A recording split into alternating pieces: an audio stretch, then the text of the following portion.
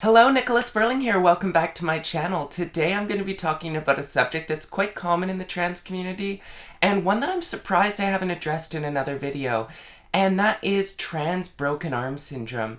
Now, if you don't already know what that is, and you probably do if you're trans, stick around and I'm going to explain it to you.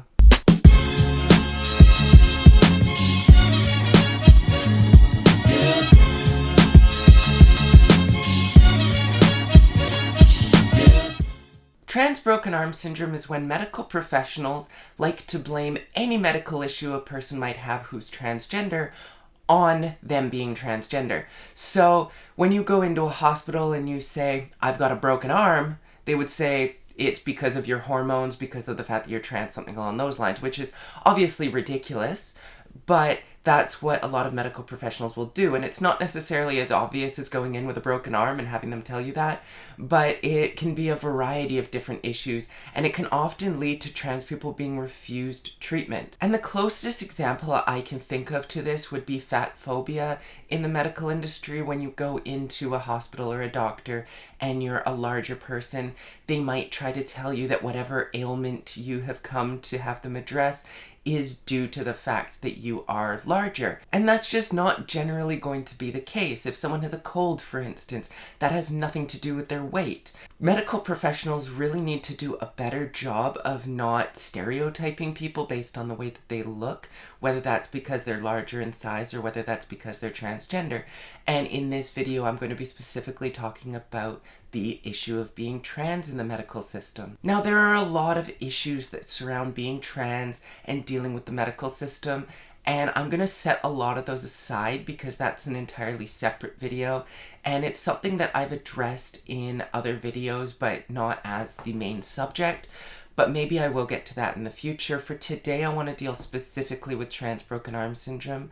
And like I said, this is the issue that arises. It doesn't matter what you go into the hospital for, what you go into the doctor's office for, when you are not treated for the actual issue at hand, and medical professionals are trying to blame you being trans for these issues, you don't necessarily receive the kind of care that you should be receiving, and issues are not necessarily addressed before they get to the point of being extreme. In a worst case scenario, this can be a life-threatening issue.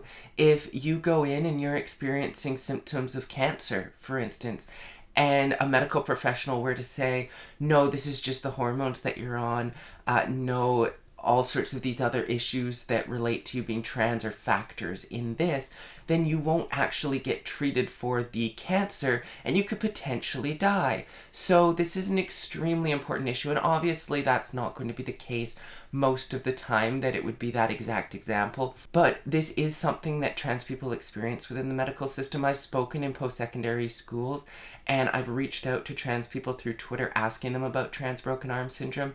They've had lots of different replies, and I was surprised by how often this actually happens. But myself, I've really rarely experienced anything along these lines.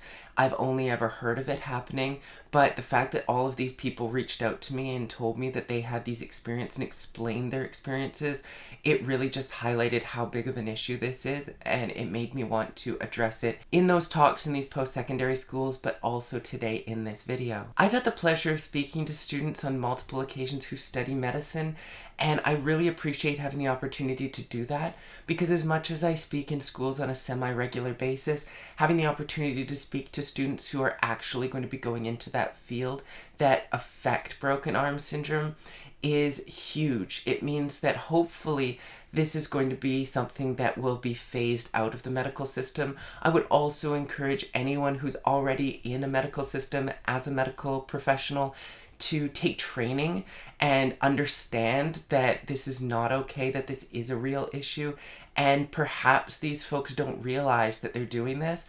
Perhaps they believe that they are being helpful and that they really and truly believe that there are some issues arising from being trans, but it's really not helpful to not investigate further just because a person looks a certain way, has a certain identity. Like I said, if you're trans, you probably already know what trans broken arm syndrome is, and you didn't necessarily need this video. This video is mostly directed at cis folks, particularly cis folks within the medical industry, because it's really important that we make these changes because they will save lives.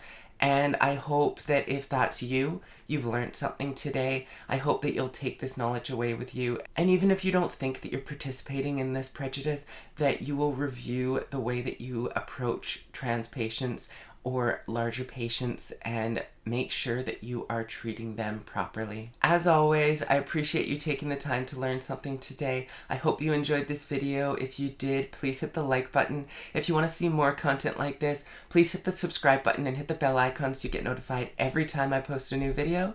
And until next time, have a great day.